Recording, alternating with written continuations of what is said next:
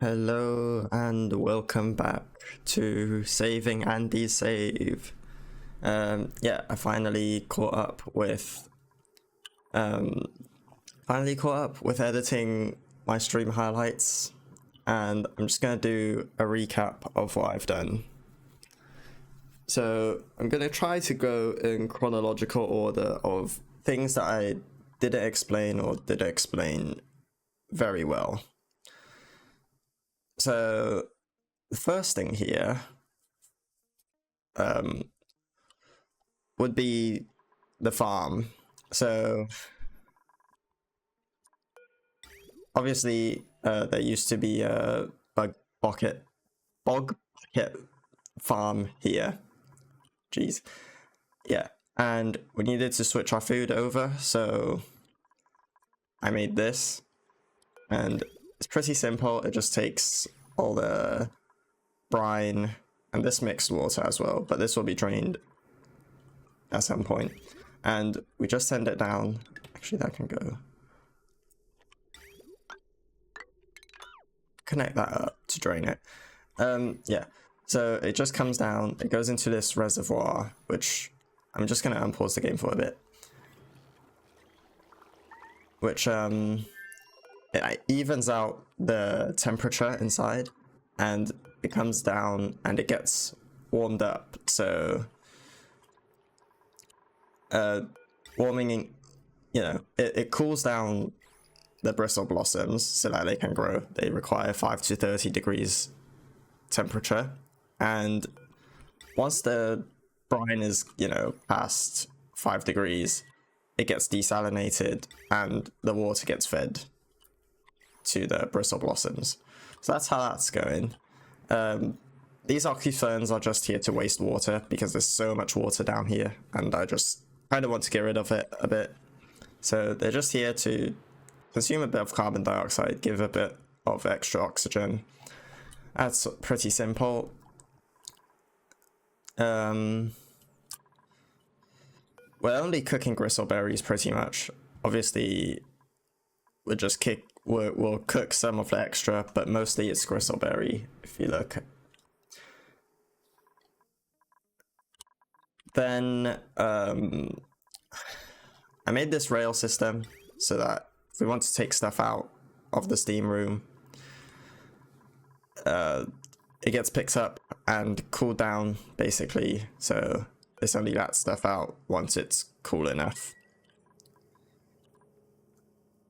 I relocated the critters into this room because I was building this out and they used to be here somewhere. I think they used to be here, and I just moved them because I want to keep them, but yeah. So they're just wild in here, they're doing fine. What else have I done?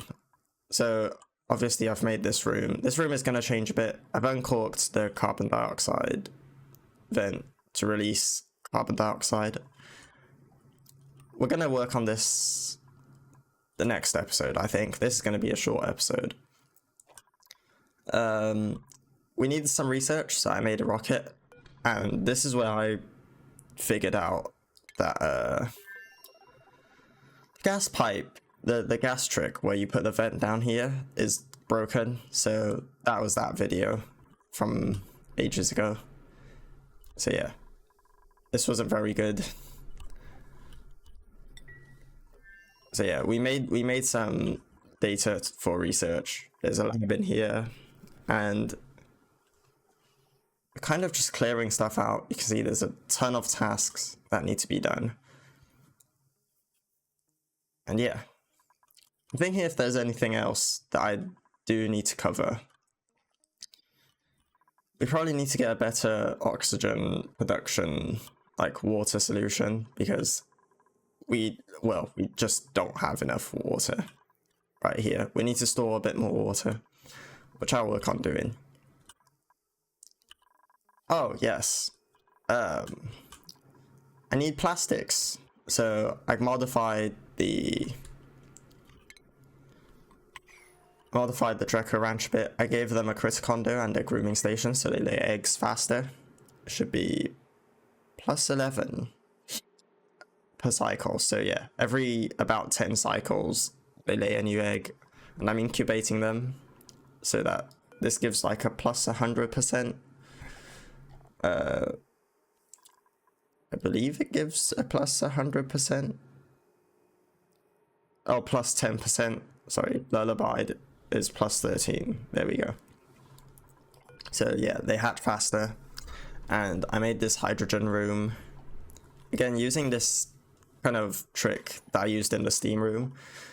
If you put a pipe element sensor next to a vent, it will open when that element goes through. So I did accidentally let a bit of oxygen in, but most of it is just hydrogen I've planted to mealwood. So these two can also maybe survive, maybe lay eggs. It doesn't really matter. But yeah, any glossy Draco is going to go in here. Any normal Draco is going to go up here. We don't need the thimble reed, I do not think. Or the reed fiber. Sorry, British spelling. We might need it.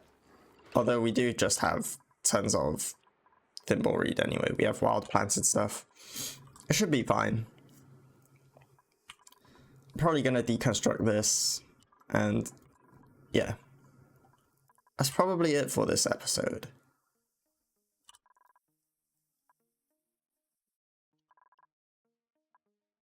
Oh, I might explain this actually, just for Andy.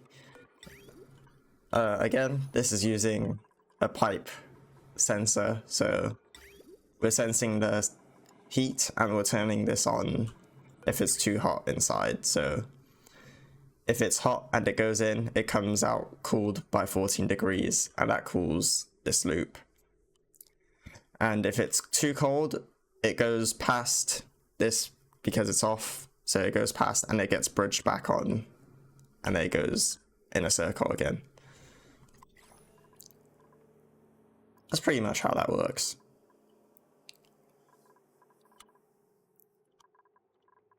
Yeah, I think that's it. I'll see you guys in the next episode.